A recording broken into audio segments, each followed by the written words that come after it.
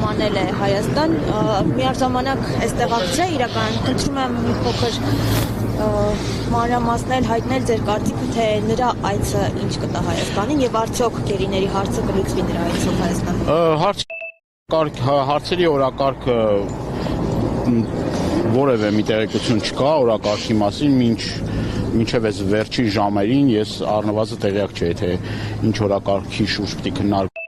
Կարևոր հարցեր, ինչին որ պետք է ուշադրություն դարձվի եւ ինչի ակնկալիքը ունի մեր ժողովուրդը, դա Բաքվում գտնվող ռազմաքաղաքական ղեկավարության եւ պատանդառնված անձանց ազատ արձակման հարցն է, մեր սուվերեն տարածքներից ադրբեջանական զորքերի հետ քաշման խնդիրն է, ներքաղաքական օրակարգի վերաբերյալ բազմաթիվ հարցեր կան, մասնավորաբար ապօրինաբար կալանավորված եւ անազատության մեջ պահվող 6 տասնյակից ավել քաղբանտարկյալների հարցն է, սրբազանների, քաղաքական գործիչների, լրագրողների հարցն է, դատական համակարգի աբսուրդի հարցն է, որը նորից էլի բավականին խնդրահարույց է։ Եկեղեցու դեմ արշավի, եկեղեցու դեմ սանձազերծված պատերազմի հետ կապված հարցն է, ես նաև առավոտյան աչքովս ընկավ, որ որոշակի իմ տեղեկություններով նաև որոշակի խնդիրներ է ստեղծվել Ծիծեռնակաբերդ այցելելու աննախադեպ մի բան է տեղի ունեցել, չգիտեմ այդ լուրերը կհաստատվեն թե չէ, որ Ծիծեռնակաբերդ այց տեղի չի ունենալու եւ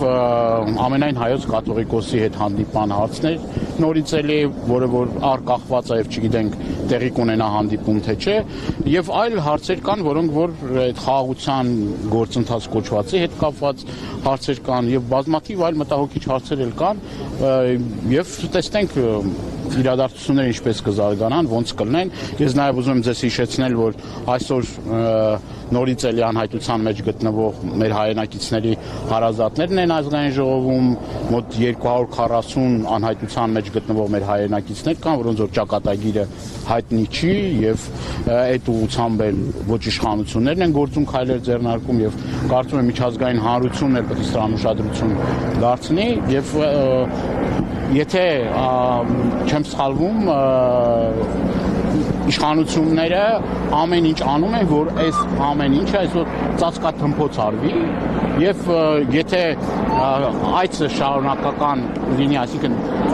ինչքանով որ ես տեղյակ եմ Ադրբեջան էլ այց լինելու, Բաքու էլ այց լինելու, անհապաղ պիտի ազատ արձակման, այդ մեր գերիների ազատ արձակման հարցը բարձրացվի։ Պարոն Դանիելյան, նաև տեսնում եք պրոգրամը 26-ը հսկում են ուղղաթիռներով, սա ինչու է։ Դե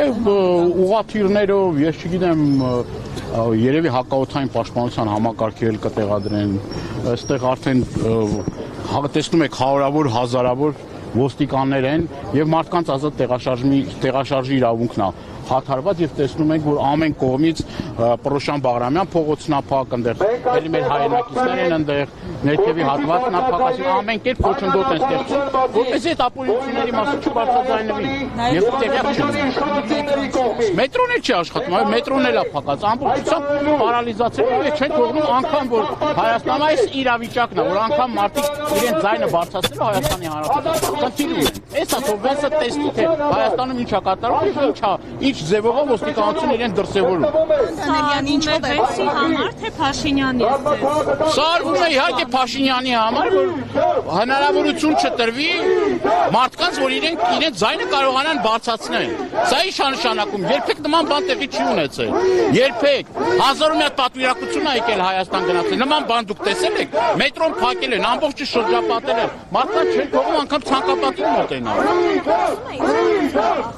Բայց իհարկե խոսում է վախի մասին, խոսում է իրաց բռնապետական մեթոդների մասին, խոսում է իրաց ապօրինությունների մասին։ Ոնց կարող է նման բան տեղի ունենալ։ Այսինքն մարդիկ ինչ են անում։ Այս պլակատներով, տրանսպարանտներով իրենց բողոքի ձայն են բարձրացնում կամ իրենց մտահոգություններն են, չէ՞, արտահայտում։ Այդ մտահոգությունները փաստորեն արտահայտելու հնարավորություն չկա։ Ամբողջությամբ բռնապետական ռեժիմ է։ Տեսեք, քանի շարք ոստիկաններ են կանգնած։ Շնորհակալ